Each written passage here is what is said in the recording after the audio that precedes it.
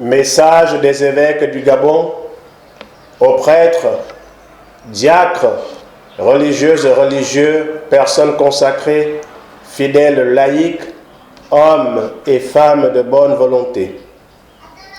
Béni soit Dieu, le Père de notre Seigneur Jésus-Christ, le Père plein de tendresse, le Dieu de qui vient tout réconfort.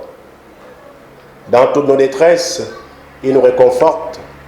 Ainsi, nous pouvons réconforter ceux qui sont dans la détresse grâce au réconfort que nous recevons nous-mêmes de Dieu.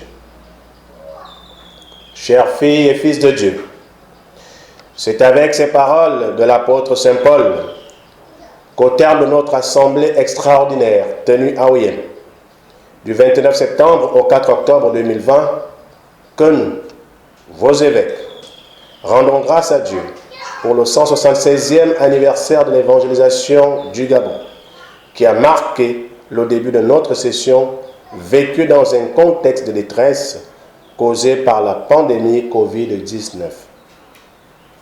Nous rendons aussi grâce à Dieu qui a épargné notre pays de la forte mortalité connue par certaines nations, pour lesquelles et avec lesquelles nous continuons à prier. Oui, bénissons le Seigneur qui n'a pas fait de nous la proie des dents de Covid-19. En effet, si les mesures prises par les autorités et que nous avons respectées ont contribué à la faible propagation de la pandémie et à la très faible mortalité chez nous, l'aide indéfectible de Dieu à ses enfants a été et reste encore plus déterminante. Car si le Seigneur ne bâtit la maison, les bâtisseurs travaillent en vain. Si le Seigneur ne garde la ville, c'est en vain que veillent les gardes. Que le nom du Seigneur soit béni. Avec vous, prêtres, diacres, religieuses et religieux, consacrés, séminaristes, catéchistes, fidèles laïcs, nous rendons grâce à Dieu. Nous admirons votre grande patience et votre persévérance. Vous avez maintenu la foi mise à dure épreuve. Nous n'oublions pas toutes les personnes qui souffrent héroïquement des effets nocifs de la pandémie. Nous recommandons à Dieu tous les fidèles défunts qui nous ont quittés depuis le début de la crise sanitaire et exprimons à leurs proches notre paternelle proximité. Notre action de grâce à Dieu pour son assistance ne nous fait pas oublier les conséquences néfastes à la détresse encore présente chez nous.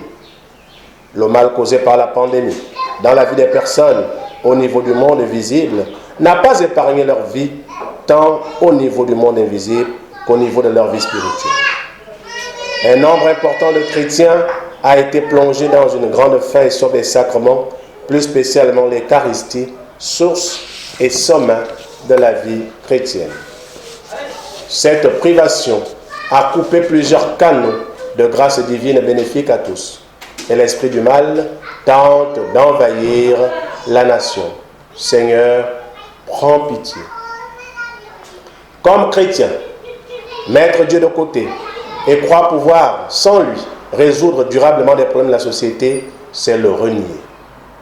Sachez que nul ne peut racheter son frère, ni payer à Dieu sa rançon. Aussi cher qu'il puisse payer, toute vie doit finir.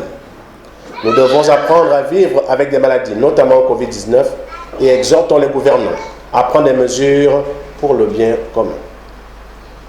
Comme vous le savez tous, le lieu consacré est privilégié pour la célébration de l'Eucharistie est l'Église. C'est pourquoi, relativement à la réouverture de nos églises, après ce long temps de fermeture, nous, vos évêques, forts de la mission reçue du Christ et tenant compte de notre prérogative consignée dans l'accord cadre entre le Gabon et le Vatican, élaborons un calendrier qui s'appuie sur les décisions déjà connues de tous, prises par le gouvernement de la République. Ces décisions sont la rentrée des classes le 9 octobre 2020, précédée de la rentrée administrative le 26 octobre 2020, et la récente prorogation de l'état d'urgence sanitaire de 15 jours. Que Dieu nous prenne en grâce et nous bénisse, que son visage s'illumine et nous serons sauvés.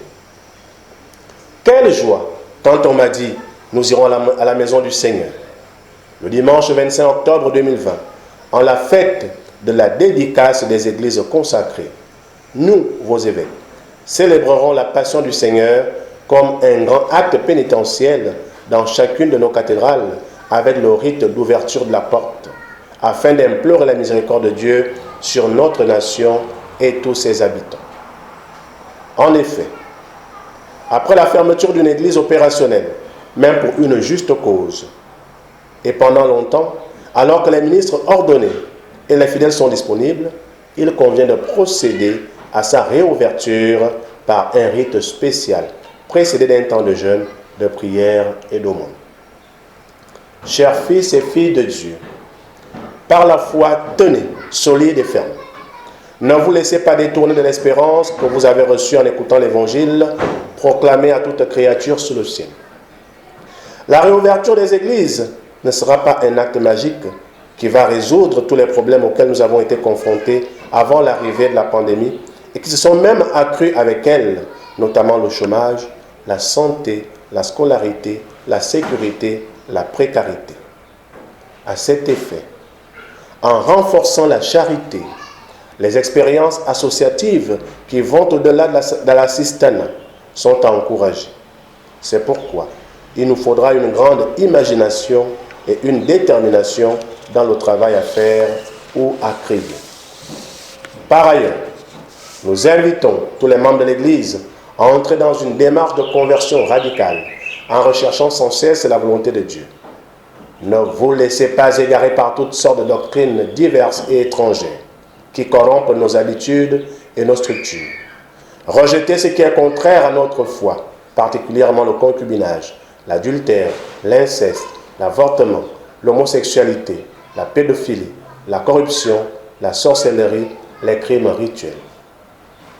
Pendant ce mois d'octobre, mois missionnaire et mois du rosaire, nous invitons tous les chrétiens à réciter le chapelet chaque jour, individuellement, en famille ou en communauté. Demandons à la Vierge Marie Notre-Dame du Gabon d'intercéder pour nous, afin que notre pays soit délivré du mal et que tous ses enfants vivent dans la paix selon la volonté de Dieu. Sainte Marie, Mère de Dieu, protégez le Gabon et tous ses habitants, avec notre paternelle bénédiction. Fête à Oyem, le 4 octobre 2020. Son Excellence, Monseigneur Mathieu Madega Le Boisquéant, évêque de Mouela, président de la conférence épiscopale du Gabon. Son Excellence, Monseigneur Jean-Vincent Ondoyen, vice-président de la conférence épiscopale du Gabon, évêque d'Oyen. Son Excellence, Monseigneur Jean-Patrick Ibaba, archevêque métropolitain de Libreville et administrateur apostolique de Franceville. Son Excellence, Monseigneur Ezebius Chinekezi Ankbonamanago, évêque de Port-Gentil. Son Excellence, Monseigneur Joseph Laurent Kerber, vicaire apostolique de Makoko. Son Excellence, Monseigneur Basile Mbengon, archevêque émérite de Libreville. Son Excellence, Monseigneur Dominique Maurice Monet, évêque émérite de Mouela. Je vous remercie.